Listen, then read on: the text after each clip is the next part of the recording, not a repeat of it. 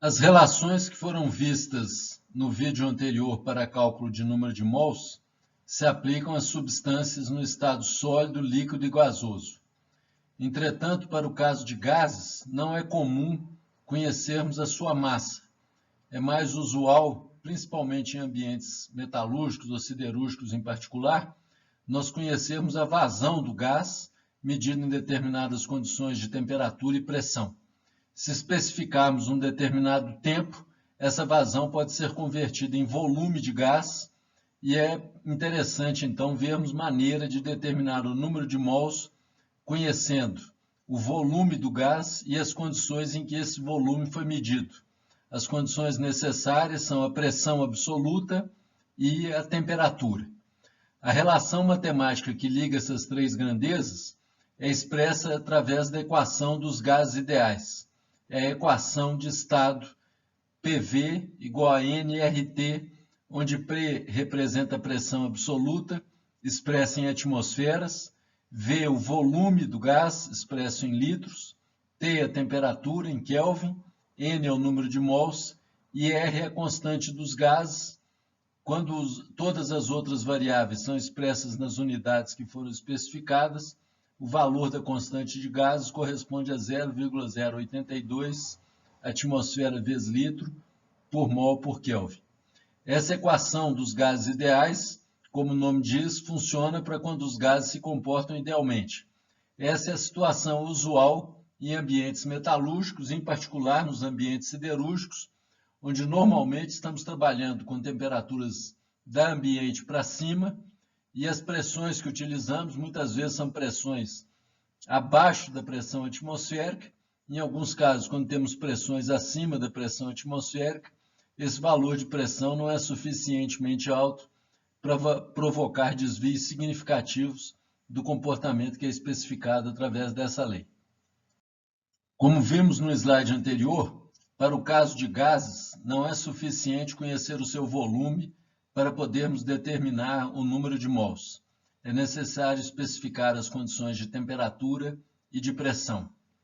Nesse caso, é bastante comum se utilizar as condições normais de temperatura e pressão como referência para especificarmos o volume de um gás.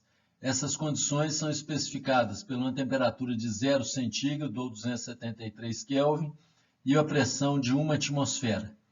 É importante salientar que não é comum se ter os gases nessas condições nos ambientes siderúrgicos. O que se faz é medir os valores de vazão em uma dada condição e converter para essas condições de temperatura e pressão, que são denominadas de condições normais. Através da definição das condições normais, nós podemos determinar o volume de um mol de gás nas condições normais de temperatura e pressão. Basta utilizar aquela relação que é a definição da equação de estado do gás ideal e isolarmos do lado esquerdo o volume. Fazendo isso, a gente vai verificar que o volume é dado pela relação entre o número de mols, a constante dos gases, temperatura absoluta e a pressão absoluta. Nesse caso, para 1 mol, constante dos gases 0,082, temperatura de 273, pressão de 1 atmosfera, nós teremos que o volume molar corresponderá a 22,4 litros. Para facilitar a notação e facilitar também a forma de expressar essa quantidade, é usual acrescentar a letra N maiúscula na frente da unidade de volume, simplesmente para referenciar o fato de que esse volume foi medido nas condições normais de temperatura e pressão. Então, aqui no caso, podemos dizer que o volume de 1 mol de gás corresponde a 22,4 normal litro. Ainda empregando a equação do gás ideal, nós podemos fazer alguns algebrismos e derivar essa equação que está apresentada aqui. Neste caso, o que a gente constata é que o produto de pressão vezes volume do gás, dividido pela temperatura, em determinado conjunto de condições especificados pelo índice 1, vai ser igual à mesma razão do produto de pressão vezes volume e temperatura numa outra condição de pressão e temperatura 2. Essa relação serve como uma maneira de convertermos os valores de volume medidos sob uma determinada condição de pressão e temperatura para um outro conjunto de condições especificados aqui pelo índice 2. Podemos também definir para o caso do gás, como foi feito anteriormente para o caso de substâncias sólidas e líquidas, a fração molar como sendo a razão entre o número de mols de um dado componente do gás pelo número total de mols.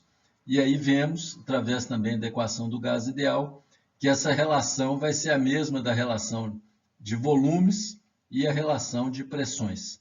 Esse volume índice I aqui é definido como volume parcial do gás, que é o volume que o gás ocuparia se estivesse sozinho na pressão total da mistura de gases.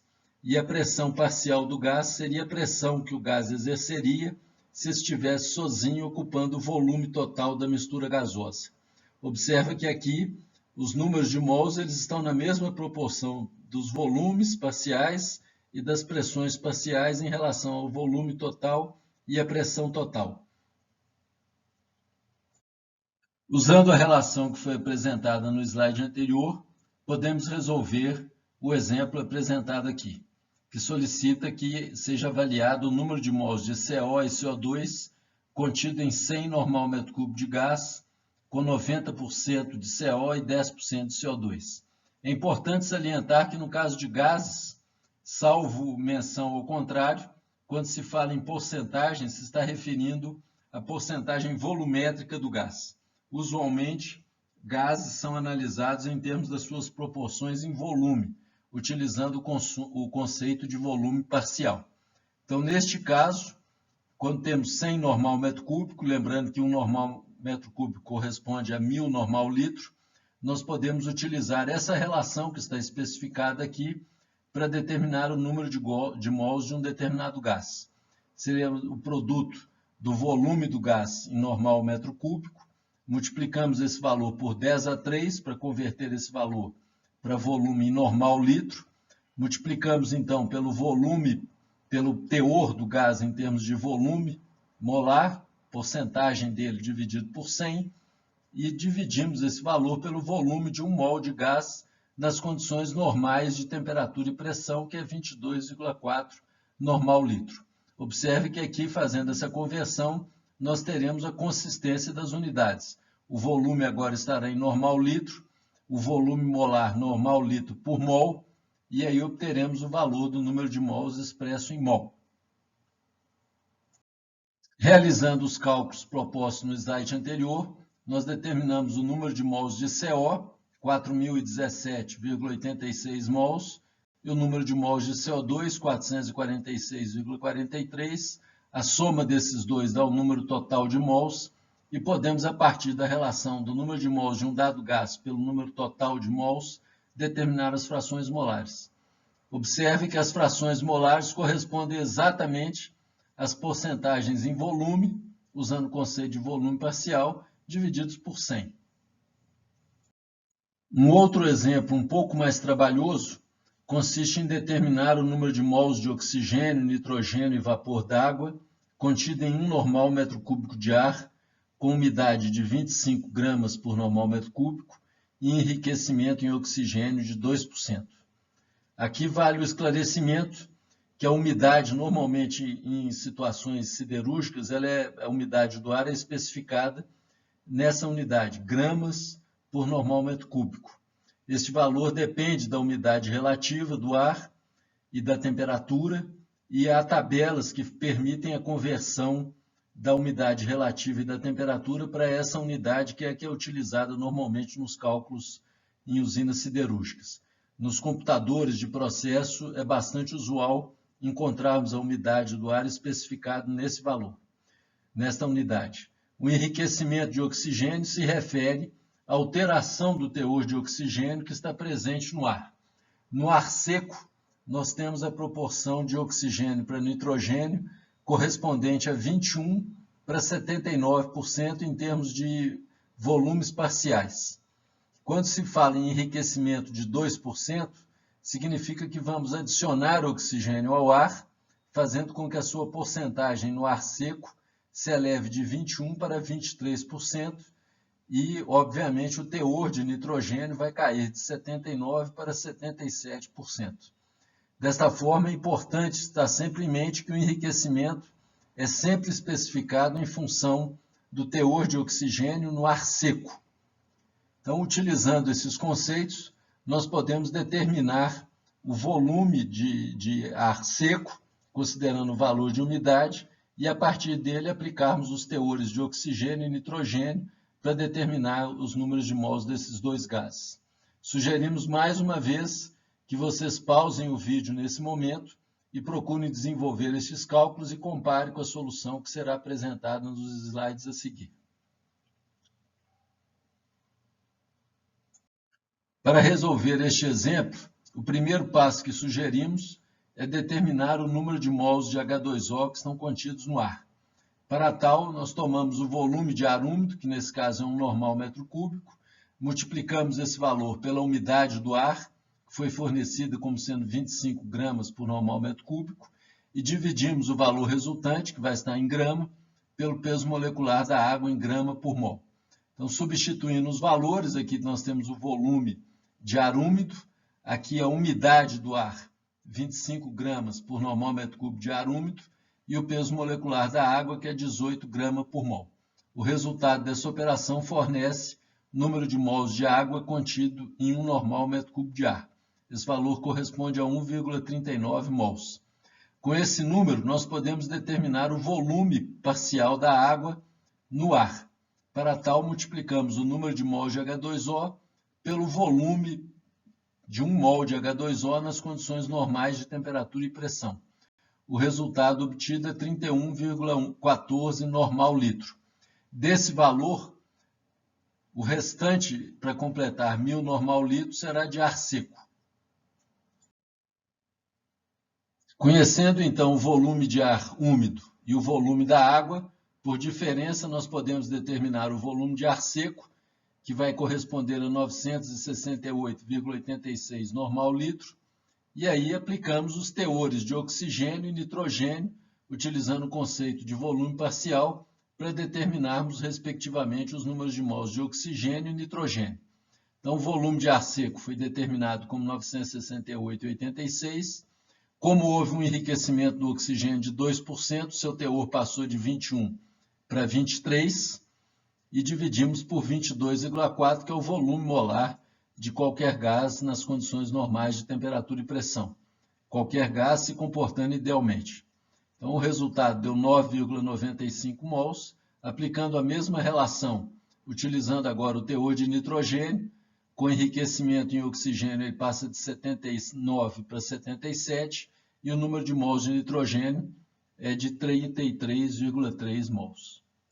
Então, temos um sumário aqui dos resultados, número de mols de H2O, O2, nitrogênio.